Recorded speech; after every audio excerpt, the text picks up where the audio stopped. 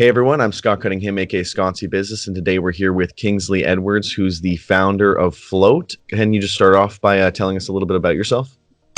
Sure. So I got into Bitcoin in 2013. I started a company then. I founded a company, esports Bitcoin company, where we had a skill-based environment and popular video games where people can play against each other and like CS:GO, League of Legends, Minecraft, Oh, okay. TF2.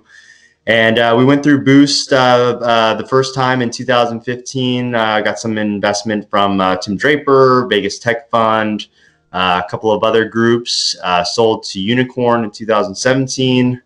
Ran a token sale in 2017 for $33 million. Did Wow. did some consulting in 2018, and here I am today in 2020. We started floating in last year, 2019. Went through Boost again with Tribe 12. And yeah, just really excited to be here. I know we've been trying to schedule this conversation for a while, but glad that we're finally having it. And I really appreciate your work, by the way.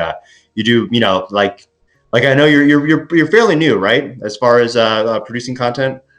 Yeah, I mean, I've been doing it for about 2 years now, but I really vamped it up in the last year. Right. Well, yeah. I mean, you can see your like production value and just the interviews and the things that you're covering. Like, I really like how you're kind of focusing on social media, which obviously I feel is really needed right now. So yeah, just wanted to say that. Yeah, I appreciate that. Yeah, I feel like there's a lot of talk about blockchain, but there's not enough focus on social, so that's kind of the route that I've gone. But Yeah. yeah, no, that's really cool with the esports stuff that you were doing. So how does your day look on an average day, being the CEO and manager, I mean, founder of Float? Yeah, I mean, we have a small team right now. We're still fundraising, which has been a challenge in 2019, although I'm happy to report that things are picking up and conversations are kind of moving forward, quarter four last year and moving now into 2020. But mostly focused on fundraising, but also, I have to deal with just general kind of business development stuff. Yep. We have a small team, like I said, of 4 people, 2 developers, myself focused on biz dev, and then my fiance who helps with community management. So yeah, so fundraising, customer supports, just like general biz dev stuff. I'm really, I'd like to get to the point. I can't wait to get past fundraising because then I could really focus on just kind of product and vision and strategy, which is what makes me the most excited. Fundraising is always a hurdle for startups, typically, Yeah. unless you have money bags and as far as family or just really good investor relations, which I do. But it's been this particularly social media is a really interesting and very hard kind of business to start and make successful, because there's so much competition out there. You already have Hmm. the big players that are worth multi billions of dollars. And also, like, the reason why that a lot of these kind of decentralized or censorship resistant social startups are coming about is because of something that's kind of controversial now, which is free speech. Which, when did that become such a hot topic? It's like this is always kind of Yeah. built into the American and even Canadian institution, and now we're seeing it being attacked just left and right, and especially online. So it's been we've I'm proud of kind of our accomplishments in 2019. Really excited about this year, but but yeah, I mean, we've definitely hit our speed bumps along the way. But we just kind of roll with the punches, and that's kind of what you have to do as a startup. Persistence is supposed to pay off, and I believe that it does. Yeah, absolutely. And I think you guys are doing a really good job considering there's only 4 people. That's really impressive because Float's really coming along really well. And considering you guys were, I thought you had a bigger team. So considering there's only 4 of you, that's really awesome. Hey, Um, I mean, s- I know how to make a dollar holler, is what I like to say, and we've raised significantly less than a lot of the competition out there. I would say anywhere from 5% to typically like about 5% to like 10% of what the others have already raised out there, and we've only been around for less than a year, which other people have been around longer. So I'm very yeah. proud of where we are too. We're not without our kind of bugs and things that we have to work through on a daily basis, but we're doing it and we're moving forward. So That's awesome. So, for people who don't know what Float is, can you give a brief introduction to what it's all about? Yeah. So, I'll kind of give the story of how myself and my fiance, we have kind of befriended a bunch of content creators over the past years. I've been involved in crypto since early 2013. And I've been kind of part of this like liberty movement. A lot of people say, "Oh, I don't like calling it a movement." Whatever. I don't care. It's a movement to me. I mean, I feel part of it. I'm proud to be a part of it. But I've been part of that kind of community. Kind of my eyes woke up in 2007, and I've been kind of going forward, and kind of doing different things in the movement in different capacities, whether it's politics or now crypto and startups Hmm. since. So anyway, so we've befriended some independent journalists that have been, building up and putting a lot of time and, just like yourself, putting a lot of time and effort into building up their YouTube channel, which used to be, a place that offered the alternative to the mainstream narrative. And it's the reason why YouTube became what it is today and why it became so popular and has so many people on it. Hmm. And unfortunately, in the past couple of years, we've seen this kind of shift in dynamic of strategy of these major multi-billion-dollar multinational corporations, just kind of stifling communication between people, free speech, throwing people in Facebook jail for 30 days for saying nothing that's really offends anybody. Yeah. Content creators getting demonetized for no reason. And that's what happened with a lot of our friends. I mean, these people got it to a point over, 6 years, 9 years where they were actually able to finally be independent and earn a living from YouTube. Just by producing really good content that people wanted, and they built these great audiences that and following that supported them. And all of a sudden, flip of the switch, they'll wake up and they'll just be fully demonetized or banned or shadow banned. All of a sudden, their Yeah. stats start. You see the graph going down, which a lot of people are seeing now for what we feel is just no good reason. So we at first we kind of were going to do like a Patreon model. And then we saw like the other companies like Patreon kind of fill in that gap of like, okay, well, you're going to get demonetized on YouTube. Well, on Patreon, you can support us. And then Patreon started censoring people for just whatever reason, just whatever. Just their what they believe is their right path. Hmm. So we just disagree with that. Hey, let's the internet is a great place, and its value is to offer this platform for us to communicate like we are, face to face. And these companies seem to be against that, and it's very interesting too because it seems to not be a very good business decision either. Because I Hmm. feel that's if you let the free markets, if you remove the middleman as far as communication and commerce, and let the free markets kind of flourish in that capacity, which the internet is the one of the best technology to provide that. Then I feel that's how all these other platforms got popular. So yeah, so that we decided to start Floats. We wanted to launch with quite a few more features than kind of normally like a typical startup would, because we wanted people. Myself, I tried to like get off all the Facebook, YouTube, and all these things last year and move to kind of fully decentralized, kind of the crypto anarchist kind of dream, and test all these Yeah. platforms out. And I found that they were basically unusable. They didn't have very many people on it. They were not user friendly. Were just had tons of bugs and all these things. So we wanted to make a place where, hey, we're going to launch with quite a few features, kind of a little pretty feature rich for a startup coming out of the gate.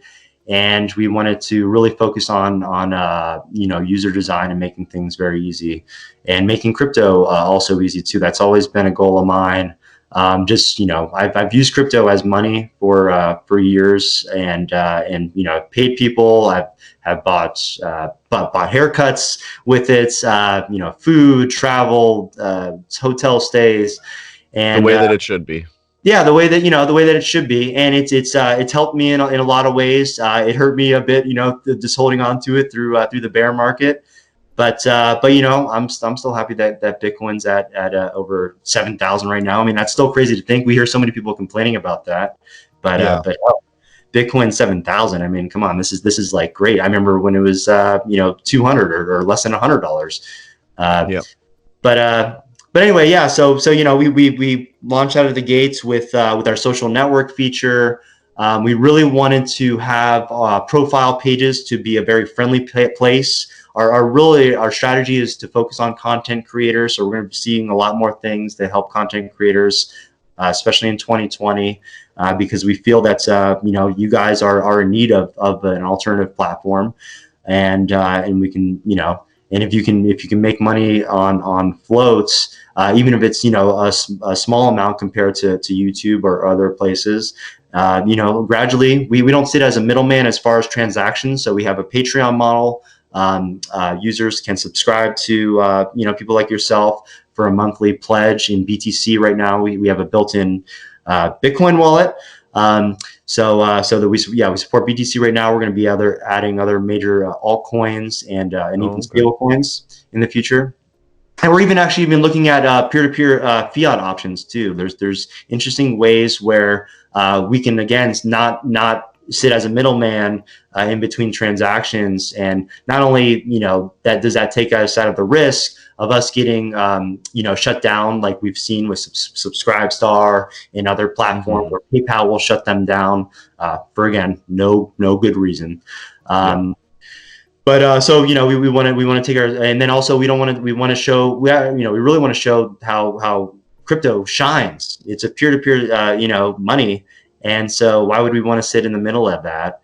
And we think that's a good business decision, even as we grow, because hey, we don't have to focus on building out this 1,000 team member moderation team where we just censor people.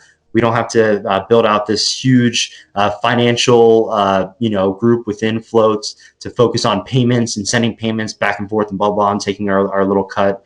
Hmm. And then also, we feel that kind of again the free market will eventually reward us, because since we're not taking a cut between transactions, content creators can make a lot of money in the future on Float, and that's what we want to see. We think content's king, so if we have support the best content out there, then eventually we'll have the largest audience.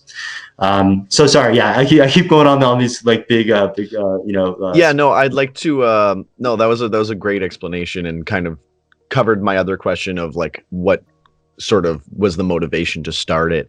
Um but yeah, I really like the live streaming feature that you guys have, because I feel like currently there isn't another good option. Like there are some options, but I'm not a fan of the other options in the space right now. And you guys offer some great like incentives to be using your live streaming feature. Do you want to kind of talk a little bit about that? Because I definitely think Float is ahead of the game in terms of the live streaming capabilities. Cool. Yeah. And a lot of people, yeah, it's been great to get a lot of feedback about our live stream feature. A lot of people say that it looks better than even YouTube and Facebook as far as the quality. And then people can do super chats with Bitcoin on the live stream. So again, we're not taking 30% like YouTube. So that's a nice little incentive. Yeah. And right now we have it so that you have to use OBS, or there are like custom RTMP mobile apps where you can do it from your phone. But we are refactoring our app so that you will be able to do it within the app directly on Float. So we're really excited about that. And yeah, it's really surprising to see that there's not that many people that are doing live stream, which we thought was kind of an obvious thing that we wanted to jump out of the gate with. So yeah, we're really proud to offer that. We also have encrypted messaging. You've seen now Jack Dorsey and obviously Facebook. They've admitted publicly to reading people's messages, direct messages, not so direct. Yeah. For whatever reason. So we wanted to make it, hey, not only do we not want to read your messages between you and other users on Floats, but we can.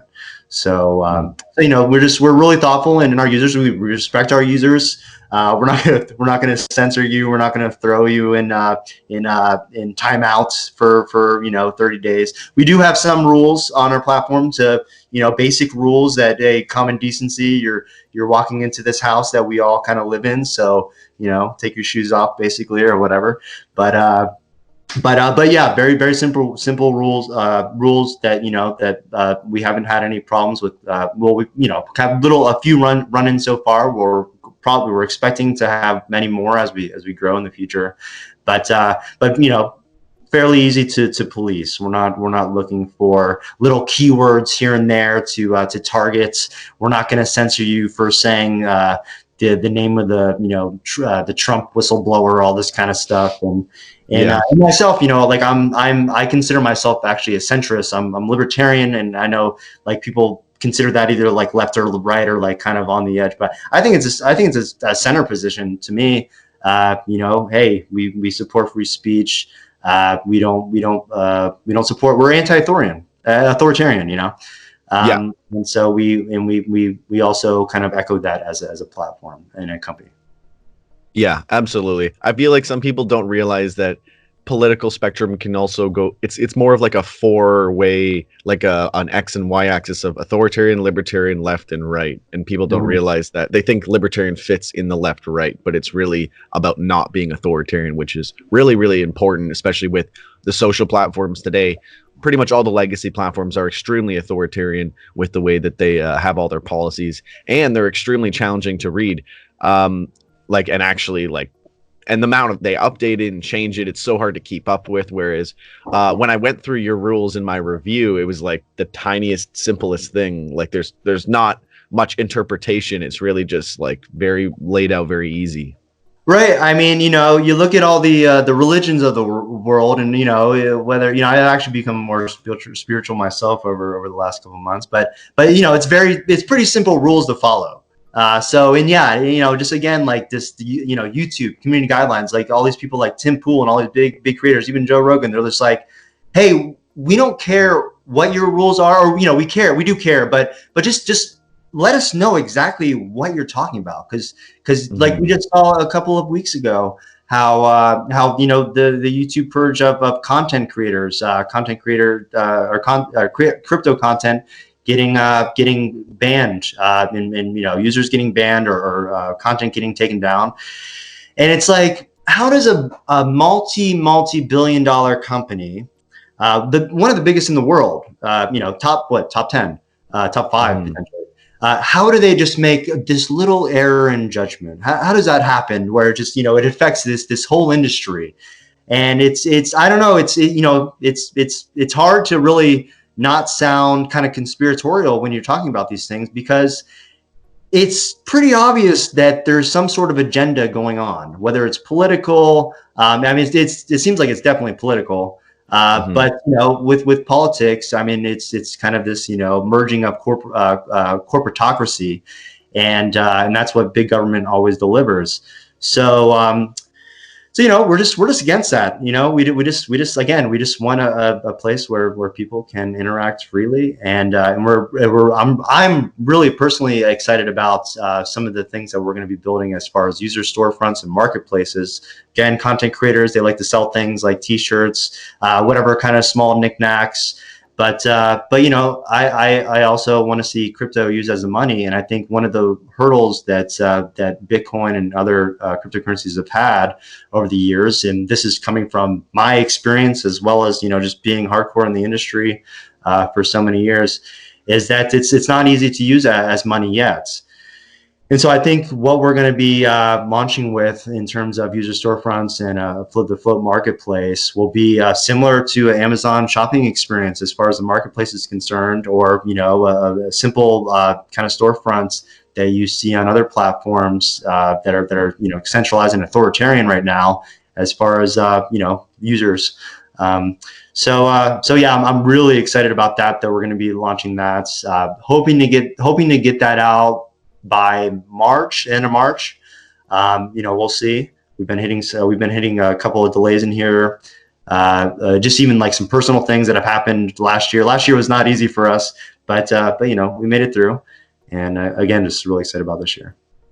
Yeah. And it's funny that you mentioned how it's almost seen as like conspiratorial because when I started getting into like decentralized blockchain social media about 2 years ago, it was really because I felt that it was going to be inevitable that the censorship was just going to get worse and worse and worse.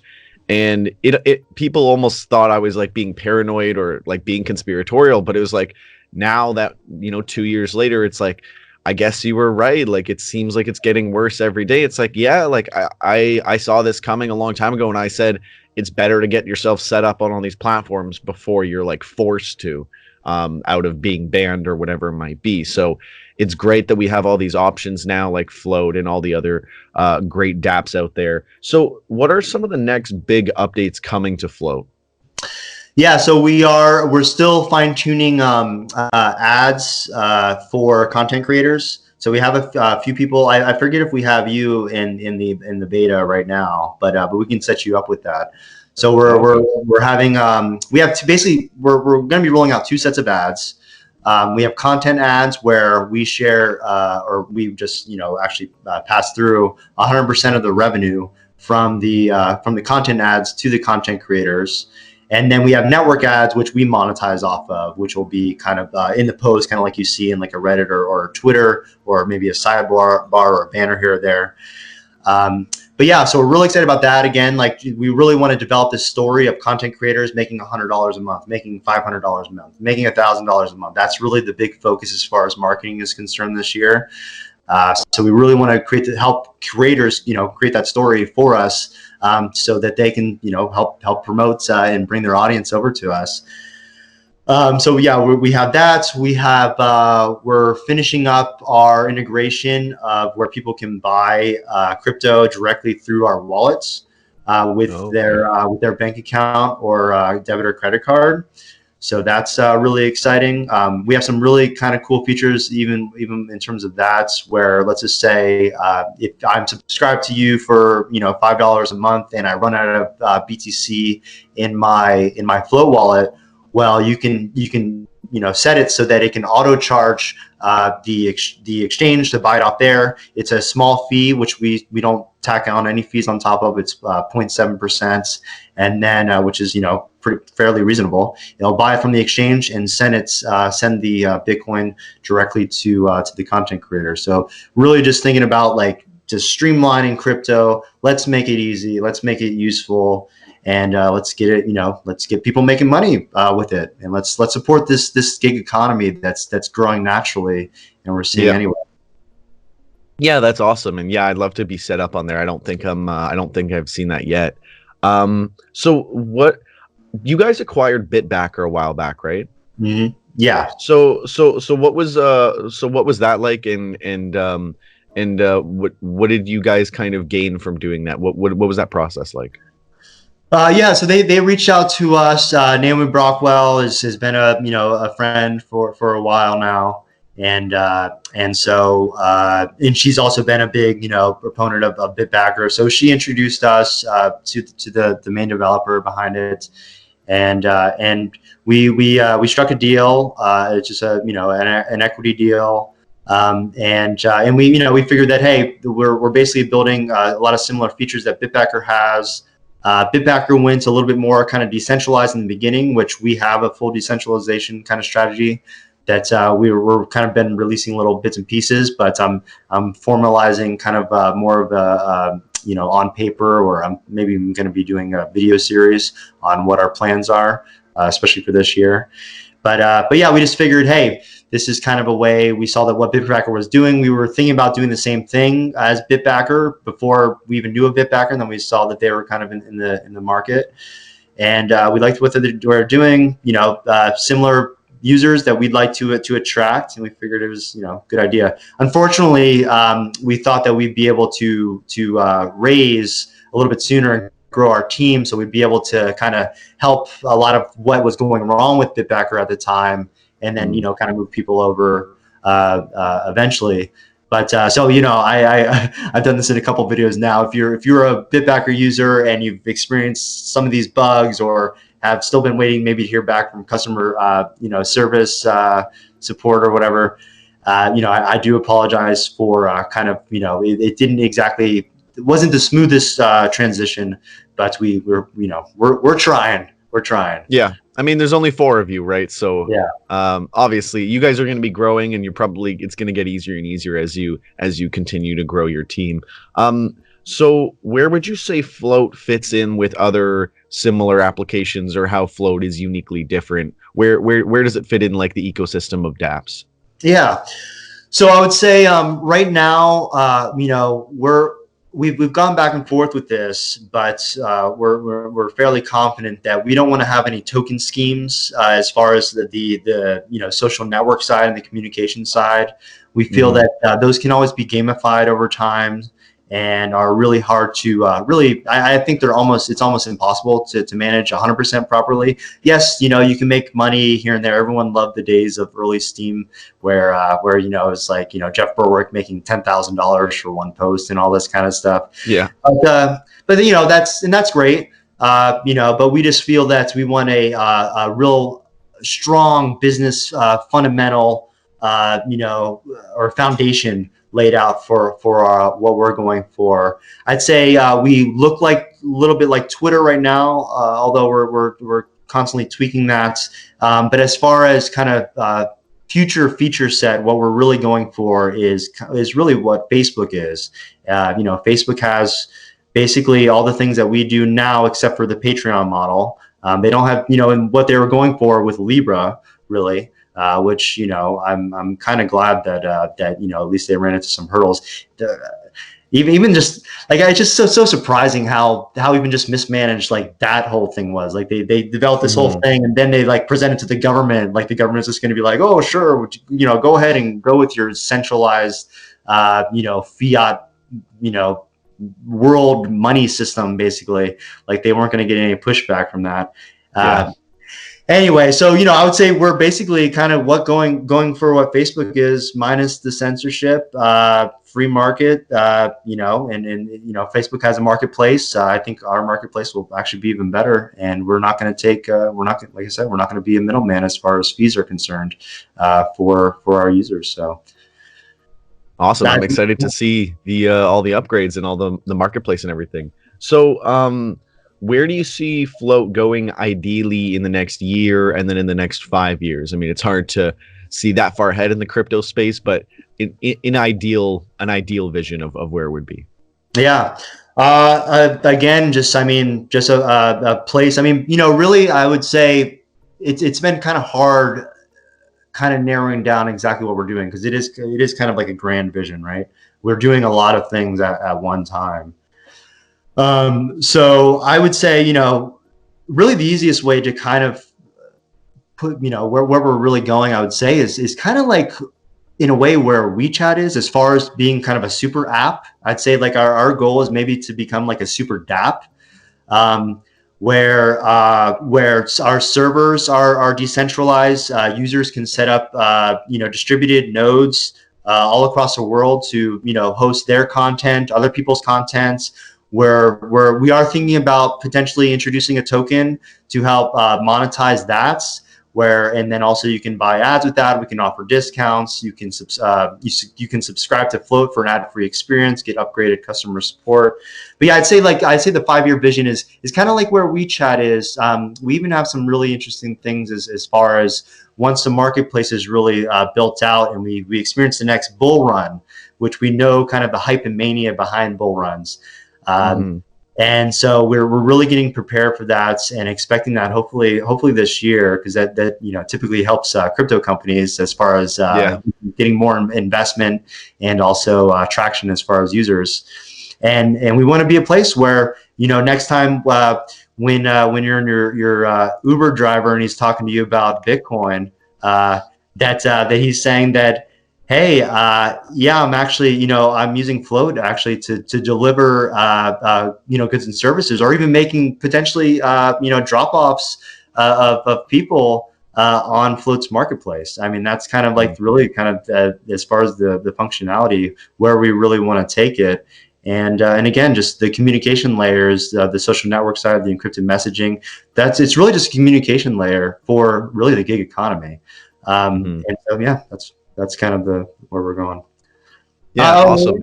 I would just say, like, probably at the end of the year, like, we're really focused on this year's like decentralization. So we want to make sure that like we have some like credits with like that we want to use up as far as that we got from Boost and stuff like this. And we're a scrappy startup, so we want to take advantage of everything that we can as far as cost is concerned. But yeah, this year is very much focused on getting our token out and getting at least the first kind of distributed nodes out there by the end of the year. Okay, awesome. Yeah, I think that'll be really interesting to see a float token come out. And yeah, fingers crossed for the Bitcoin halving in May to kind of set that bull run off. And yeah, no, it's funny that you mentioned like with Uber drivers being in the space because I Uber a lot, so I always ask them, it's like, do you know what crypto is and do you know what Bitcoin? It always kind of gives me like a feel for like what is the average person who who's talking to people all the time, like what are they hearing about Bitcoin and crypto? And it's still like medium, like every other person has some idea of what's going on, and I'd like to see a time where it's like, oh yeah, absolutely, and I've got my crypto card and I've got this and I got, it's like, oh awesome, okay, like that's what I'd love to see. And yeah, like you said, where they'd be like, oh yeah, and I'm on Float and I'm on these places, and Right, that'd be right. awesome. That'd be really awesome to see.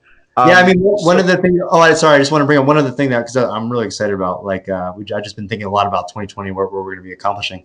yeah. One of the things that we also want to tackle is in-person payments too. So we are talking to, we have relationships, and we're talking to several merchants now where you'll be able to use your just open up the Float wallet, and not by scanning a QR code or doing any of this, but just being able to type in, going to a business, a merchant's page, if you're in person, typing on the item if it's listed there, or just putting in a custom value of what you're purchasing, and just being able to do it directly from your Float wallet. So I think Oh, okay. that's really kind of the future of streamlined payments that we see happening with WeChat in China, that Mhm. still we haven't seen it in the US for whatever reason. We're still stuck with these cards and all these other things. But I think that's the future, and that's where we're headed. Yeah, that's awesome. And I think it'll be such an interesting future where it's like, oh, I'm out of milk. I'll do a live stream as I walk to the store, and then, by the time I get to the store, I've got enough, super chats or whatever, and now I can buy the milk with the live stream that I did on the way over to the store. It's like I Right. think that is such a, a crazy and awesome future where it's like you can just earn at any time very easily, and you can like support your life with different social media applications and just kind of being in this space and being involved. I think that's just like a really really awesome vision of the future. Yeah. Or So maybe not even super chats. Maybe it's just ad revenue because you've built up such a yeah, great following because you produce good content, and a couple people click on an ad or watch an ad, and all of a sudden you have $5 in your wallet. It's instant. It's yeah, microtransaction, and it's crypto. It's great. exactly, that's awesome. So what does the current user base look like for Float? How is that growing? Yeah, so we've been growing. We still have a small user base. We're almost at 8,000 now, but Okay. we've been growing. We hit a little snag in December. I want to say it's we did run into a couple bugs that put us down for 1 or 2 days. But also I think the holidays also kind of hindered us. So we were growing for about 3 months at 100% month over month, and then December we grew at like 20%.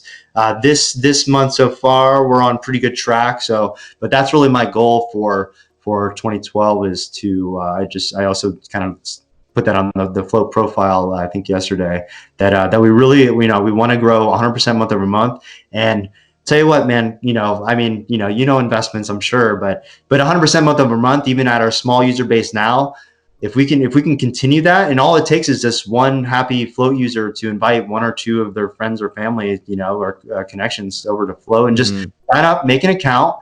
Takes 2 seconds. Basically, you just put your email, choose a username, and put choose a password. You automatically get a Bitcoin wallet, and you can set up your account. Everything takes less than a couple minutes. And yeah, so if we're able to maintain that growth over this year, we can be sitting at 20 million users by the end of the year. I mean, that's Yeah. pretty phenomenal, and I think it's possible. 100% month over month, I don't think is, you see this in growth startups all the time, And once we get some more investment, and we'll be able to put some more money as far as marketing and building out our team and being able to help with growth. So I think we have a long road ahead, but we can definitely accomplish this with the help of our happy users in our Yeah, community. absolutely. And with all the hype that's probably going to come around the halving, and if we get into a really intense bull market, I'm sure that'll all kind of work together in the favor of Float and all the other dApps. Hey, we see Telegram has over 200 million users. I mean, it shows just the growth of kind of people actually taking encryption seriously, or just even the growth of people that take encryption seriously and then say like, hey, don't message me on Facebook Messenger, message me here. And Telegram Yeah. encryption is terrible, by the way, but whatever, we have better encryption on Float. Brave browser, I think they have like 10 to 20 million users or downloads or something like this. DuckDuckGo is gaining lots of traction. They have like billions and billions of people that are billions and billions of searches that are happening every day on the platform. So, we feel that this is the right trend, and people are slowly but surely, dripping over from these centralized, authoritarian, spy-ridden, whatever types of platforms, and finally waking up and saying, hey, I care about my data, I care about my online identity, and Mhm. I'm gonna make the move. Yeah, absolutely. So, are we going to see anyone from Float at any events or anything like that in the next year, or is that something that maybe further in the future? Yeah, events. I mean, we do a lot of events. We haven't done any like booths or anything like this. We do, our group. I do run the Las Vegas Bitcoin meetup. I started that in early 2014. So we just had actually a really good CES events a couple of days ago, where we had CoinDesk and a couple others. I'm hoping to get a CoinDesk article to help us promote Float. Okay. But yeah, but we're throwing Crypto Vegas in July in Las Vegas. We threw Anarcho Vegas last year, which was a great event. We had over 200 people. Everyone like 100% positive response rate. It was such a good time. Really recommend people go this year. So we're doing Crypto Vegas this year and Anarcho Vegas the day after at in Las Vegas Palace Station. So really Awesome. ramping up that, and we'll have kind of like a float will definitely be a big part of that.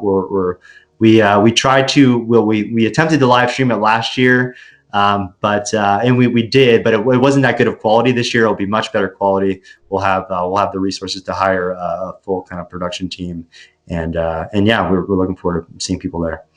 Awesome. And can you share, just so that everyone knows where to go, where can they sign up for Float? Yeah, it's flote.app, flote.app, or you can go to we also bought joinfloat.com.